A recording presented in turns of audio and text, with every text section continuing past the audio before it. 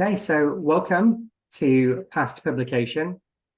This professional development is sponsored by the Education Leadership Research Centre, the Centre for Research and Development in Dual Language and Literacy Acquisition, and the Graduate Student Advisory Council. So glad that everybody can be with us here today. We still have some folks joining, but I don't want to hold us back, and I want to get started with Dr. Chuck Huber. He is the Director of Statistical Outreach for StataCorp. Dr. Huber is the Director and Adjunct Associate Professor of Biostatistics at Texas A&M University at Public School of Health and at the New York University of Global Public Health. In addition to working with Stata's team of software developers, he produces instructional videos for the Stata YouTube channel, which I'm sure he'll drop in the link at some point. He writes blog entries, develops online net courses, and gives talks about Stata at conferences and universities. Most of his current work is focused on statistical methods used by behavioral and health scientists. He has published in the areas of neurology, human and animal genetics, alcohol and drug abuse prevention, nutrition, and birth defects. Dr. Huber currently teaches survey sampling at NYU and introductory biostatistics at Texas A&M University, where he previously taught categorical data analysis, survey data analysis, and statistical genetics. Good, and without further ado, Chuck, I will hand over to you. Let me unshare my screen. You can share, sir. Okay, thanks. Thanks for having me today. Sorry about the strange background. I'm broadcasting from a hotel room in Bethesda, Maryland. I'm on the road today, and I apologize for the weird blue thing on my glasses. I'm not sure what's causing that today. So let me go ahead and turn off my video and share my slides, and we'll get started because it sounds like we need to move quickly today.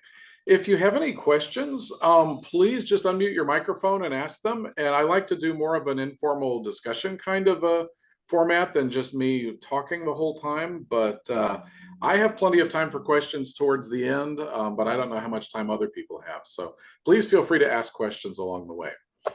Okay, so one of the first things you need to do when you're writing a grant proposal is do some power and sample size calculations.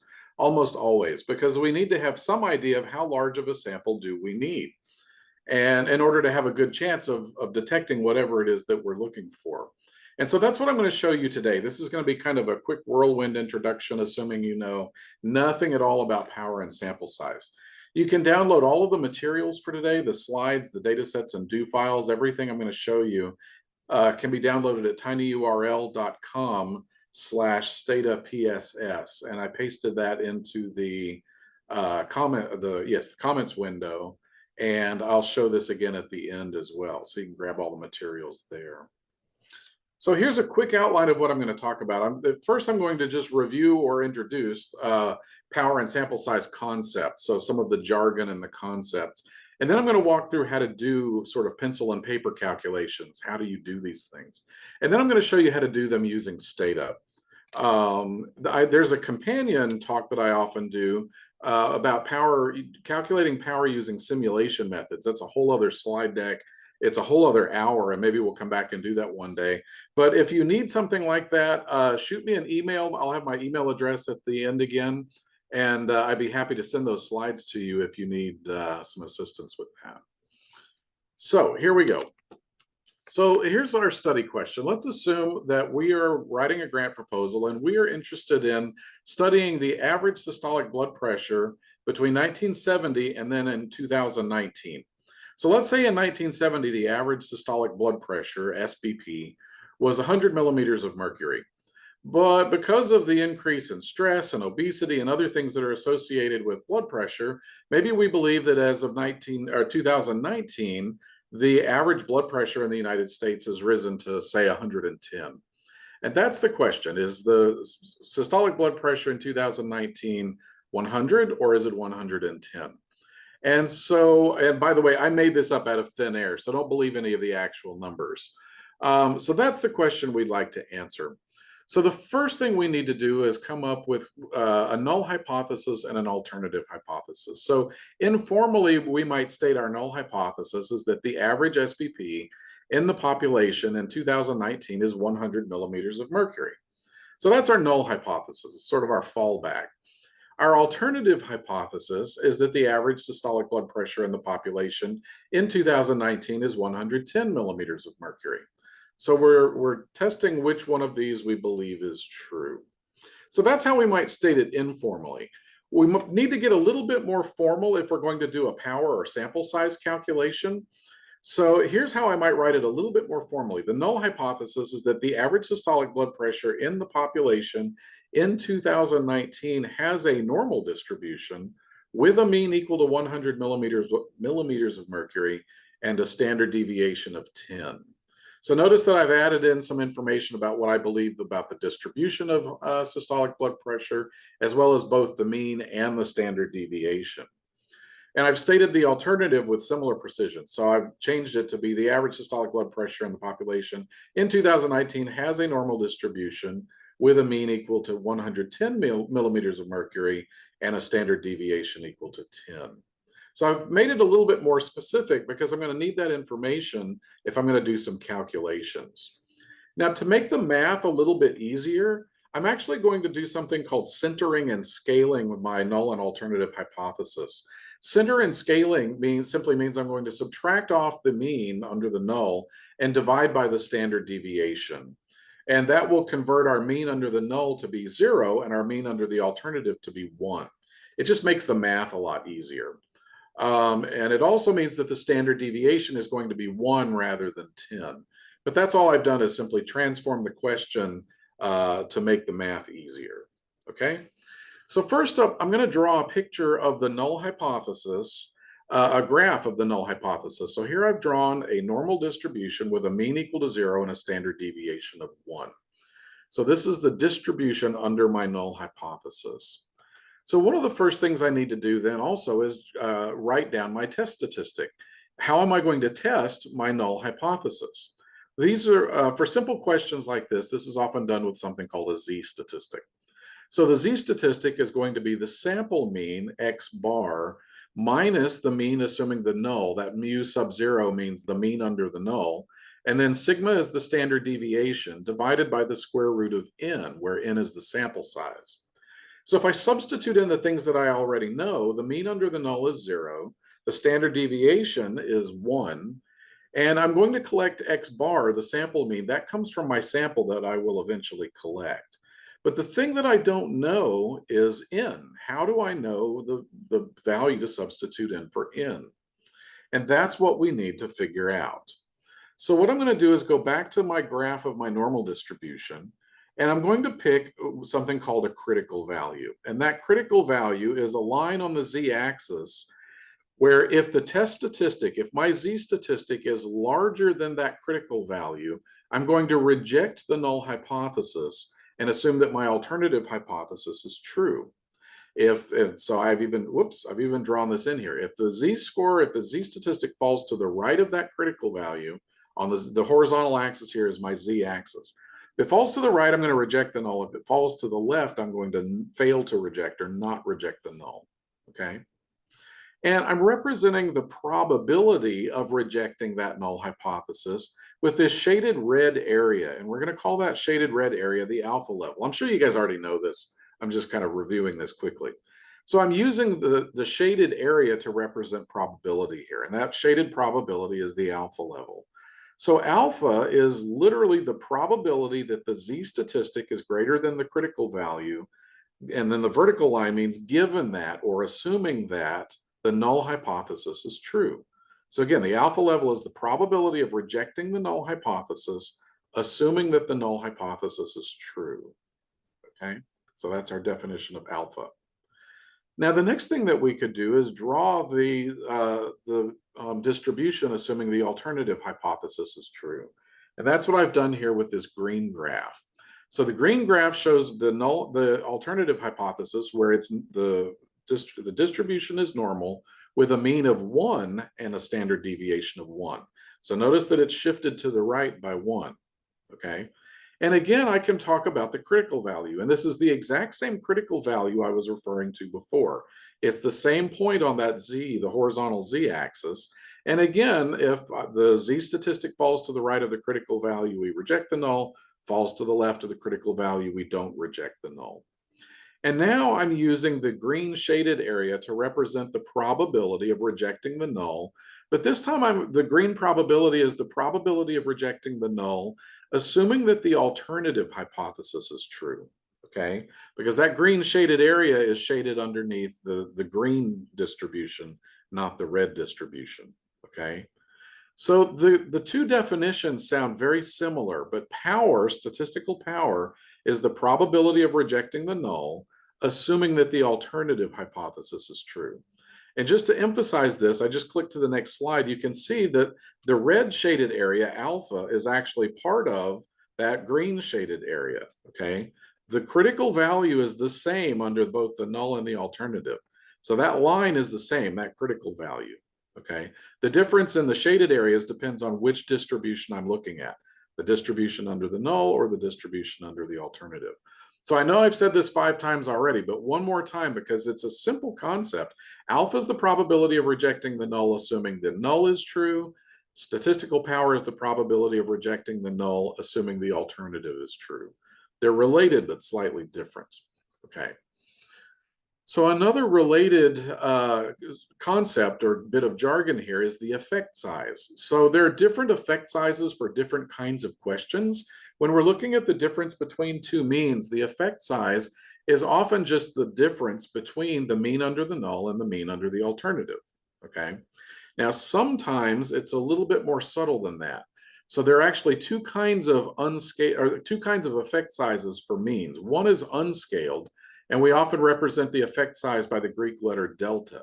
So delta, the unscaled delta is the mean, the difference between the mean under the alternative and the mean under the null. There is a scaled effect size, and that delta is the difference between the mean under the alternative and the mean under the null, divided by the standard deviation. Now, this turns out to be really, really important because if you're using software to do your power and sample size calculations, it makes a big difference whether you are using a scaled or unscaled effect size. And so you need to read the software instruction manual carefully because some of the algorithms will use an unscaled mean and others will use a scaled mean. And if you choose the wrong one, you can be off by an order of magnitude in your sample size calculations or your power calculations. And this isn't just a Stata thing. All statistical software, power calculation software, kind of alternates between using unscaled and scaled depending on the particular question you're asking. So be sure to read the manual or you could be way off. Okay. So let's do an actual sample size calculation. So in order to do this, I need to specify the alpha level, and the alpha level can be one-sided or two-sided. And the picture that I drew above, I was talking about a one-sided alpha. I'm just scrolling back up. Here, the alpha level is on one tail, but there are times when I might want to use a two-tailed test. So I could put some alpha on the right side of the tail and some of the alpha on the left side of the tail. But to keep things simple today, I'm just going to use a one-sided test, okay? And then I need to choose an actual number for alpha, the probability of rejecting the null. By just custom, and that's really all it is a custom, we often use 0.05 as our alpha level. But sometimes if you get closer to life and limb or spending very large sums of money, people will want to use a smaller alpha level. So sometimes you'll see alpha levels of 0.01. So when you're writing a grant proposal, you might check to see what is typical in your funding agency, what they're looking for in terms of a 0.05 or a 0.01. It's very common to use two-sided, but again, check with your funding agency to see what's typical. Power, the statistical power, we're going to need to choose that in advance. It is typically dictated by either tradition in your field of study or by funding agency guidelines. A lot of funding agencies will require a minimum of 80% power. And again, the closer you get to life and limb or very large sums of money, some funding agencies may require as high as 90% power. So check with your funding agency and see what's usually specified. Then we're also going to need to specify an effect size. Again, what's the difference between the mean under the null and the mean under the alternative, and check to see if it's scaled or unscaled. Now, this last piece of the puzzle that we need to do the calculation is the variance of the mean under the null. And so that's usually based on previous studies. You can get an estimate of this from doing a literature review, or you may need to do a pilot study to get some ballpark estimate of the variance, because you're going to need that number to plug into your sample size calculation. So let's do this. Let's make some assumptions here. Again, I'm going to assume the mean under the null is 0 because we centered and scaled our null hypothesis mean. And under the alternative, I'm going to assume the mean is equal to 1. And I'm going to assume a known variance of 1 because our standard deviation 1 and 1 squared, the variance is also 1. And then I'm going to use or assume a one-sided alpha level of 0.05. And I'm going to assume that power is equal to 0.8. That's very typical, okay? And then I'm going to assume my effect size is 1 because that's the difference between the mean under the alternative and the mean under the null. And this is a scaled effect size, so I'm going to divide by the standard deviation, which is just 1. So this is a happy case where the scaled and unscaled effect size are equal to each other, okay? So now let's do the math. So this is the equation for calculating sample size for this fairly simple question. So the equation is going to be n, the sample size, is equal to the square of z1 minus alpha. That's that little red shaded area that I showed earlier in the graph. And based on our alpha level of 0.05, that z-score that corresponds to alpha of 0.05 is equal to 1.64. And you can use software to determine that or old-fashioned tables. And from that, we will subtract the z value that corresponds to beta of 0.2. 1 minus beta is power. Anyway, so z beta is minus 0.84. And you can, again, get that from using a function in the software or from using a table of z-scores on the back of a textbook. So that's where the z beta comes from. And then the denominator is the delta. That's our effect size. So again, our effect size is 1 because that's the difference between the two means. So we're going to plug those numbers in and square them, and that's our sample size. So let's do that. 1.64 minus 0.84 divided by 1 squared gives us a value of 6.1504. Well, the problem here is we're talking about people, and you can't have 6.15 people.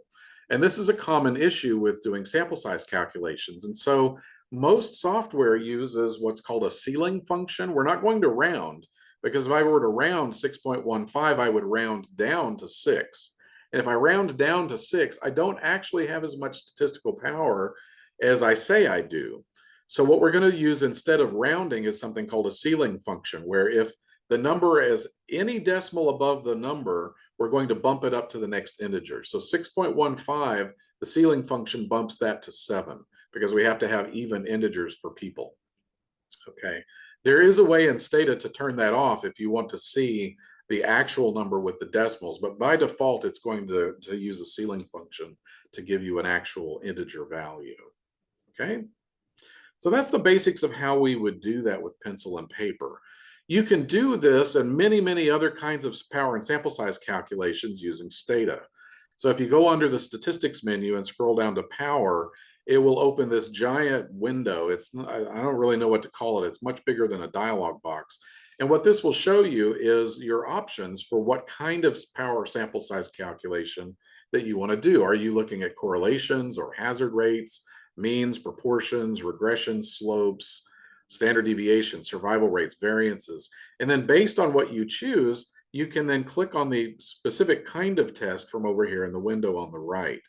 And so you might want to do this for something called a one-way analysis of variance, or two-way analysis of variance, or repeated measures analysis of variance, or regression slopes, or all kinds of things. What we're going to be doing in our little example, I'm going to recreate our pencil and paper example using Stata. So in this case, I would use the power one mean calculator. So that's going to open this dialog box. And here I simply fill in some numbers, and Stata will do the calculations for me. So at the very top, there are 4 tabs. There's a main tab, there's a table tab, a graph tab, and an iteration tab. So we're going to start off on the main tab, and here at the top, we want to compute sample size. Now, if I click on that, it will show me other options. I could compute power rather than sample size, but we'll talk about that later. So if I select compute sample size, then I need to specify some things. I need to tell it the significance level, or alpha. So that's going to be 0.05. That's where I type in my alpha. For power, this is going to be where I type in 0.8 because that's what I specified for power. Then there's this little checkbox that says allow fractional sample sizes. If I check that box, Stata would report something like 6.15. But by default, if I don't check that, it's going to use that ceiling function and bump it to the next integer. Okay. So I'm going to leave it unchecked because I want to see the integer. And then below that, I'm going to specify the effect size. So there are a variety of ways you could do this. You can either specify delta, the actual effect size, without specifying the mean under the null or the mean under the alternative. Or in this case, the way I've set up the dialog box, I'm just going to specify the mean under the null and the mean under the alternative, and then specify the standard deviation and let Stata calculate the effect size for me. And that way I don't have to worry about, is this standardized, is this unstandardized? If I specify it this way in the dialog box, Stata will do the effect size calculation for me and I don't have to worry about that. Okay. So then below standard deviation, I typed in 1 for standard deviation. There's this little checkbox that says assume a known standard deviation. So if you remember back to your introductory statistics classes, if you assume you know the standard deviation for a z-statistic, you use a z-distribution or a normal distribution for calculating probabilities. But if you assume that you do not know the standard deviation and you're estimating the standard deviation from the data, then you would use a t-statistic with a t-distribution. T-distributions have slightly fatter tails. Once you get above a sample size of 30 to 40, normal and t-distributions are identical, so it doesn't really matter. So if you're going to have a sample size of 200, it doesn't really matter if you check that box or not. But when in doubt, just leave it unchecked and it'll use a t-distribution and you're always safe.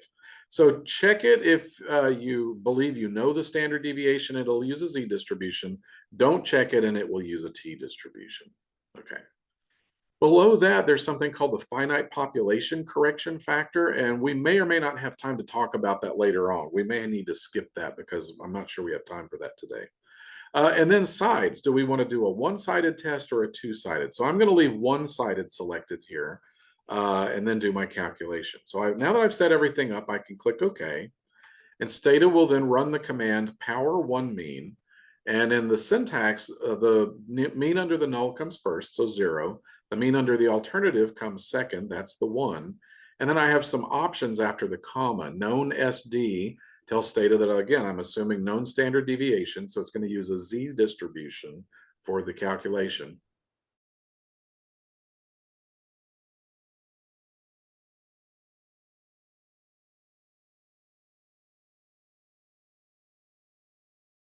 And then it will tell you the estimated sample size, which in this case is 7. And we knew that because we already did this calculation by hand.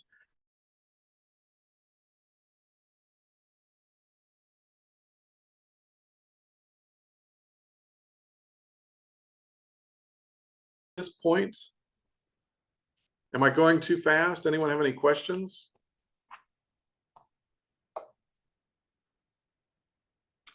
Yes, I have a question. Is the recording going to be available after this workshop? Yes, Luna, I'm going to share our new YouTube page with you on our website at the end of Dr. Huber's session. Thank I you. have a quick question. The 0.8, is that the estimated effect size that you want? The effect size is the difference between the mean under the alternative and the mean under the null. So that would be 1. Okay. Power is the probability of rejecting the null, assuming that the alternative is true. Okay. Okay. I was just wondering. Thank you. Yes, and that number is important because if you have a low probability of rejecting the null, assuming the alternative is true, there really isn't much point in doing the study, right? If you only have a 20% chance of detecting an effect, even if it's there, that's a pretty low probability. So a funding agency wouldn't be likely to give you money to do your study in that scenario. So, yeah. Any other questions up to this point? Okay, so let's change the scenario slightly and say that we know the sample size. Maybe we're stuck with a particular sample size because of logistical issues or funding issues or whatever. And so rather than calculating sample size, we know our sample size and we'd like to calculate power. I've put the equations in here just for fun. Obviously, no need to memorize these, but we can use the software again to do the calculations for us. So this time, we're going to need to specify one thing differently. We're still going to need to specify the alpha level and choose one-sided or two-sided. We still need to choose the alpha level, 0.05 or 0.01. But this time, rather than specifying power, we're going to specify the sample size. And again, that could be dictated by logistical things. You know, some rare cancers, you only have 5 or 6 people because it's a very rare cancer. So you may not be able to get 200 patients because there simply aren't that many. Or there may be budgetary constraints where the grant funding agency is offering a specified budget, and you know from experience that there's a limit to how far you could stretch that budget.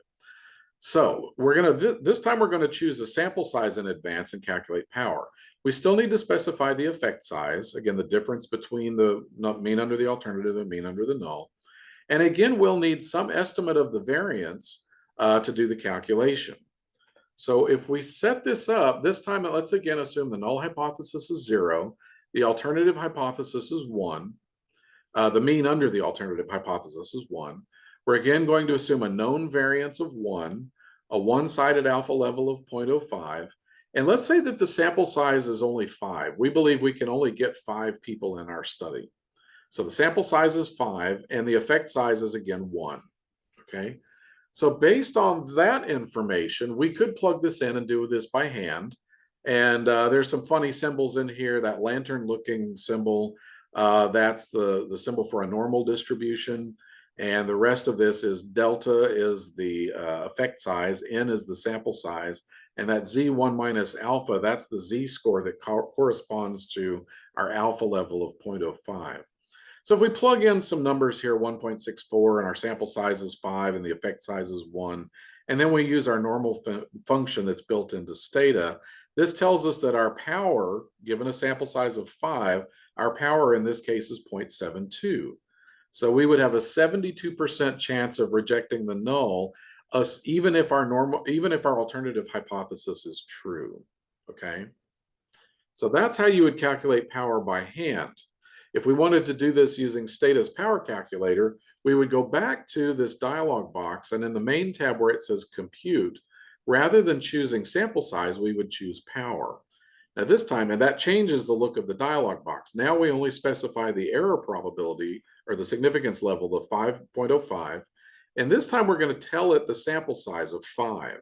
And then the rest of this stays the same. The mean under the null is 0. The mean under the alternative is 1. Standard deviation is 1. I'm leaving the box checked that says assume a known standard deviation. Again, we're going to ignore the finite population correction, and we're going to choose a one-sided test. So once I specify everything in the dialog box and I click OK, that again issues the power 1 mean command. Only this time in the options, notice it says N5. That's where I would specify my sample size. And then again, it reiterates all of my assumptions that went into the calculation, and it tells me that my estimated power is 0.7228, which is the same thing we got when we did this by hand. So the power, our estimate of power, given our input parameters, is 0.7228, or we have about a 72% chance of rejecting the null, assuming that our alternative is true, okay? So that would be a power calculation. Given a known sample size, what's the statistical power? Now there's one other scenario that can happen sometimes. And this is where you know the sample size, you're stuck with your sample size, and you know that your funding agency requires at least 80% power. So what do we do then? Well, one thing that you can do is calculate something called the minimum detectable effect size. You may not really know what the effect size is. So that becomes the question to answer. What is the minimum detectable effect size given some sample size, known sample size, and the 80% power requirement.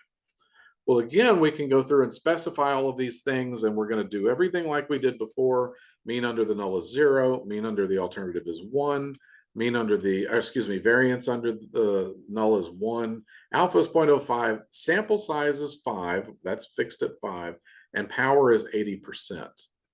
So the thing we don't know is the effect size.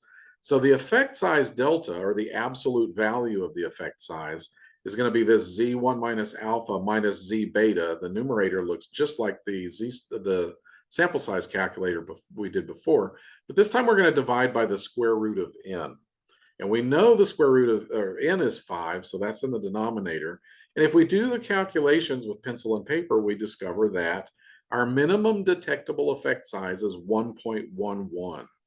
So that means that we would need a difference between the means of at least 1.11 to have 80% power with an alpha level of 0.05. Okay, so those three things that we can talk about: sample size, power, and effect size, and we can choose any two of them and solve for the other one. Okay, so if I wanted to do this with Stata, what I could do is, now I'm going to choose effect size and target mean to compute, specify 0.05 for the alpha, 0.8 for the power, sample size is 5, and I'm only going to specify the mean under the null this time. Notice I'm not telling it the mean under the alternative, because that's what I want to solve for. And then I have standard deviation is equal to 1, no finite population correction again, one-sided alpha. This time I need to choose the direction of the effect. Is it an upper, a greater effect? Is the mean under the alternative greater than the null, or is it less than the null? So I'm going to assume it's greater than and choose upper. So if I run this, again, the command stays the same. It's still power 1 mean, but I only specify the mean under the null, which is 0. And then in the options after the comma, I tell Stata the sample size is 5, power equals 0.8, known standard deviation, and it's a one-sided test statistic. So now what it's going to do is calculate the delta. Delta is the effect size, or the difference between the means, and it will calculate the mean under the alternative. Now, in this case, they're equal to each other because our mean under the null is 0. So if I add delta to 0, I just get 1.11. If the mean under the null was something like 5, then our mean under the alternative here would be 6.11, because you're adding delta to the mean under the null. But in this particular case, the delta, the minimum detectable effect size of 1.11, that happens to be the same as the mean under the alternative. Okay. So I've collected the formulas for these just for fun. I don't know if you ever want to see these again, probably not, but they're here in one slide if you ever want to see these for comparing two means. So this is what I've done so far. What I want to show you, how are we doing on time? I'm sorry, I'm not wearing a watch. You're good, Chuck. We're at 10:34. Okay, so we have a few more minutes.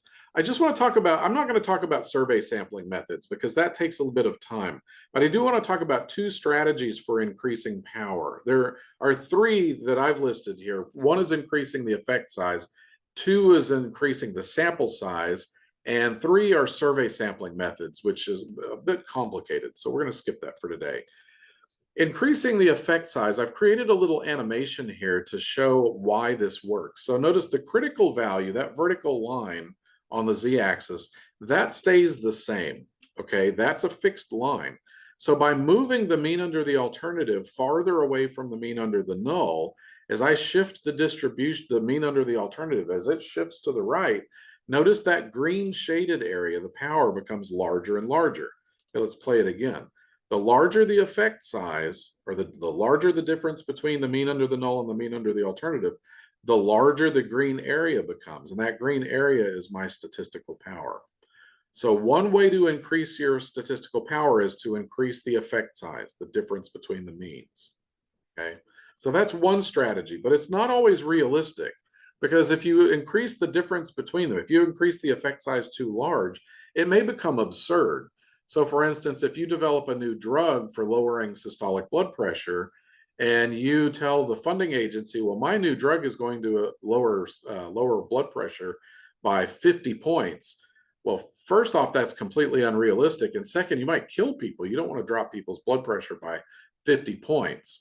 And so you have to be careful increasing the effect size too much because it can become absurd. Okay. So you can increase the effect size sometimes a little, but you have to be careful. The other strategy is to increase the sample size.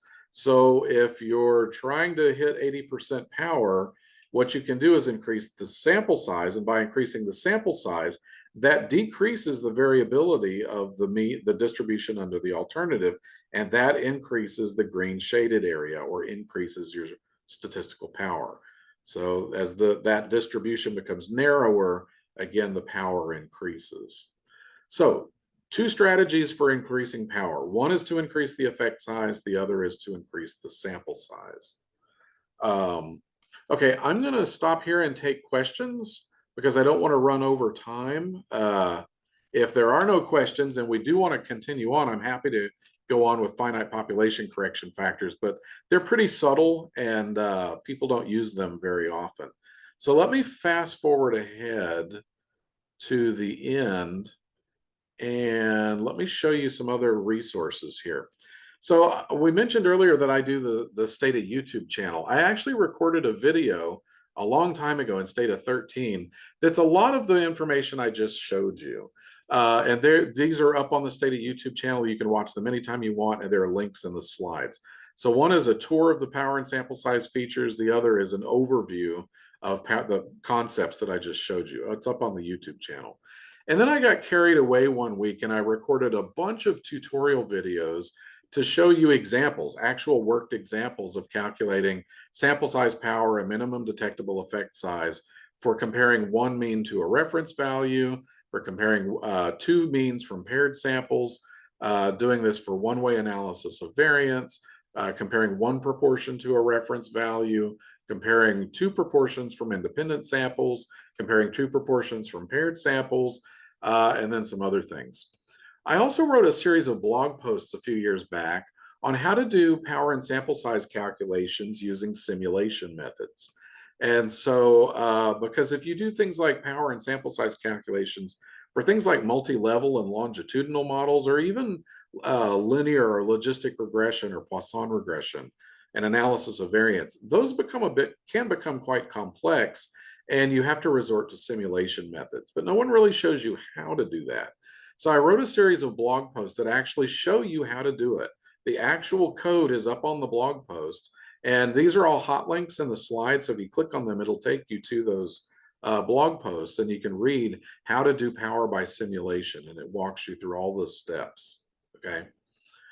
So again, if you want to download the slides and the examples for today, you can grab those at tinyurl.com/StataPSS. And I can hang around as long as you like and answer questions here, but if you think of them later on, you can email me at chuber@stata.com and I'll email you back as quickly as I can. So thanks again for being here. And are there any questions? Or do we want to go through the survey sampling methods? Completely up to you. Thank you, Chuck. I think we'll pause for a second if there are some questions. Sure. Okay. Folks are free to unmute themselves and go ahead and ask.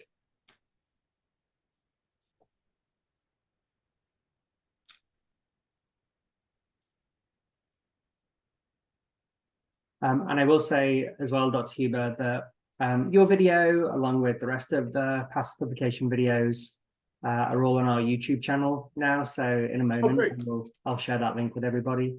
Okay. And I do have one question. When do you determine if you're going to use Cohen's D or Hedges G to calculate effect size? When do you make that distinction? Okay. So I'll jump out of the slides here and go back to so we can see me again. So interesting question. I happen to be the person who wrote the effect size suite of commands in Stata. And so I know a bit about that. Hedges G is unbiased for the parameter. So if you think of delta, the effect size as a parameter, and in statistics, we usually have an estimator for a parameter. So Hedges G and Cohen's D are different estimators for the parameter delta. Hedges G is an unbiased estimator of delta. Cohen's D is slightly biased. And so that's why a lot of people use Hedges G rather than Cohen's D. Now here's a fun bit of trivia, and this is hard-earned knowledge. This was a lot of frustration and anyway, and digging through the literature. It turns out that the formulas in a lot of books and papers switched around the year 2000, and what we now call Hedges G and Cohen's D sort of flipped. So be careful if you're looking at older literature. Sometimes you'll just see D estimated using the D is actually they'll use the formula for what is now called Hedges G. Anything past about 2001, it's kind of standardized now to Hedges G. So Hedges G is unbiased for delta, whereas Cohen's D is slightly biased. So that's why a lot of people use Hedges G, but it's harder to estimate. It's a strange formula. So yes. Does that answer your question, or? Yeah, what do you normally go with? I would use Hedges G simply because it is unbiased. And now I have a calculator, I know because I wrote it, that will do the calculations and the confidence interval for it. It's much, much, much harder to calculate. Cohen's D is a lot easier to calculate. And I think that's why it was so popular for so long. But now we have software for calculating, you know, Hedges G along with confidence intervals. And so I think that's why it's become a bit more popular, at least in some areas of psychology and behavioral sciences. Well, I met Dr. Hedges at a conference a couple of years ago, and I think he would like us to use Hedges G as well. Oh, nice.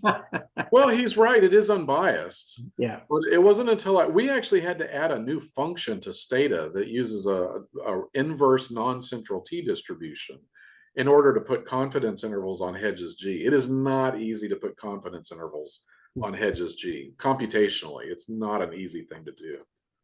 So, I took a 2-week class with him this summer as part of IES grant funding. So if that's something that you all are interested in, they send out the call, but it's a 2-week institute at Northwestern, and he leads it. oh, nice. Yeah. Very good. Do we have any more questions for Dr. Huber? Then we have time for maybe one quick question.